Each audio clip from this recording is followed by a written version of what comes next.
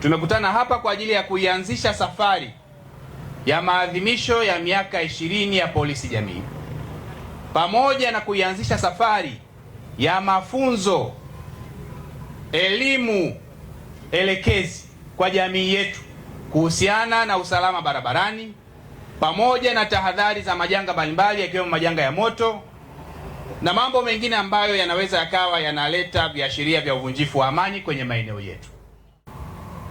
Dhana ya polisi jamii ni kuileta jamii pamoja na jeshi letu la polisi. Askari anajiona yuko pamoja na raia, kuimarisha ulinzi na usalama kwa pamoja ndani ya maeneo yetu. Nitoe rai kwenu, tuzingatie mambo matatu ili kufanya maeneo yetu kuwa salama. Tutambue ya kwamba askari peke yake hawezi kuifanya jamii hii kuwa salama. Lazima jamii yenyewe iweze kushiriki kikamilifu, kushirikiana vyema na jeshi letu la polisi ili kuifanya jamii yetu kuwa salama. Tuendelee kushirikiana na jeshi la polisi kwenye kusimamia vyema daftari la wakaazi ili liwasaidie wenzetu wa jeshi la polisi kujua mtiririko wa watu wanaoingia na kutoka kwenye maeneo yetu ili kufanya jamii yetu kuendelea kuwa salama wakati wote. Hili ni eneo la kwanza la ushirikiano kati ya jamii pamoja na jeshi la polisi katika kuimarisha ulinzi na usalama kwenye maeneo yetu na kuendelea kuiishi filosofia ya polisi jamii.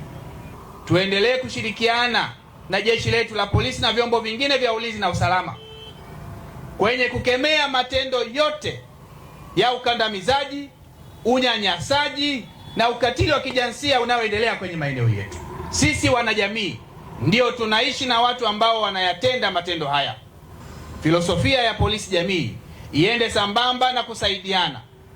Kwa pamoja tushirikiane na kushikamana kuhakikisha kwamba matendo mbalimbali ya unyanyasaji, ukandamizaji, ukatili wa kijinsia kwa watoto na watu wenye mahitaji maalum, kwa pamoja tuendelee kupaza sauti ili kuendelea kuifanya jamii yetu kuwa salama kwenye maeneo yetu.